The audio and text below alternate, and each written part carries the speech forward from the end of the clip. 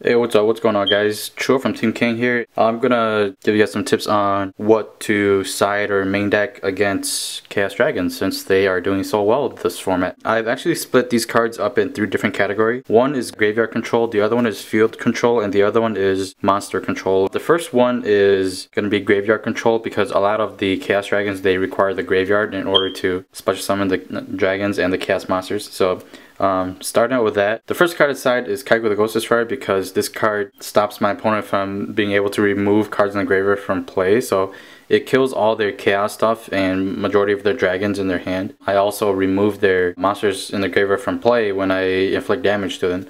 Also, the monsters that they're able to normal summon, all the 4s or lower are 1700 attack or less, so none of them can get through Kaiku. Second card I side in is Dimensional Fissure. The stuff that they mill are sent out of play if it's a monster, or sometimes they can't even mill because of the Lightsworn stuff. So this controls the graveyard very well, stops them from making a lot of plays also. I side in 2 of these. The Transmigration Prophecy, it is like a DD Crow.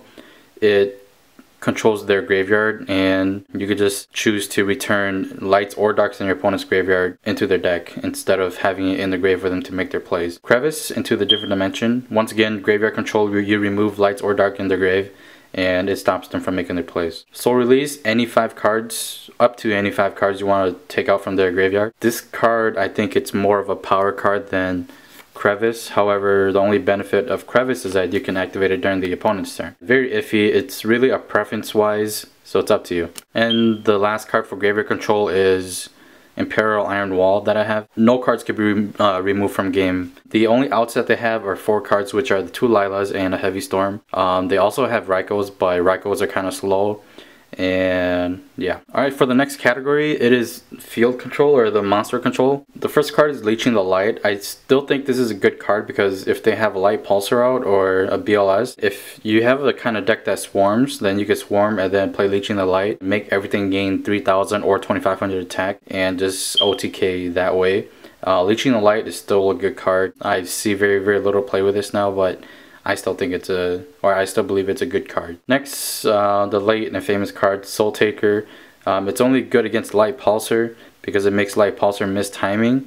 But besides that, it is another replacement for Smashing Ground. Messenger of Peace. It stops everything that is 1500 or higher from being able to attack. It's actually a stall card, but still a very good stall card depending on what kind of deck that you play.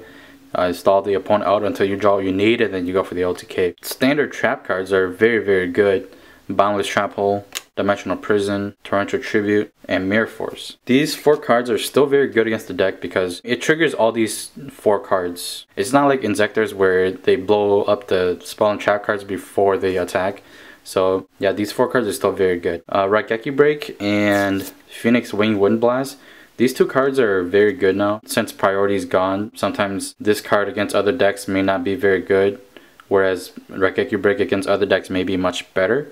So preference wise, it's really up to you. But both cards are overall very good. And then the obvious Electric Virus, it's basically a change of heart for dragons and machines. Okay, for the next few cards here, it's really something that I found out to be very good against Chaos Dragons, and it's really just cards that negate special summoning. So the first card is any kind of cards that are similar to Ursula Christia's ability where it disallows your opponent to special summon. So bring this out and then they cannot special summon at all. It's really bad for them. The only out for them is Dark Hole, and if they don't have the Dark Hole, they cannot get rid of this. The next card that I found to be very fun to use is Relinquished with DJ Releaser of Rituals. I played my Relinquished deck the other week and my opponents couldn't special summon at all, and I just kept on taking their monsters with Relinquish. And I do have a deck for this, and I'll do the deck profile in the next video or so.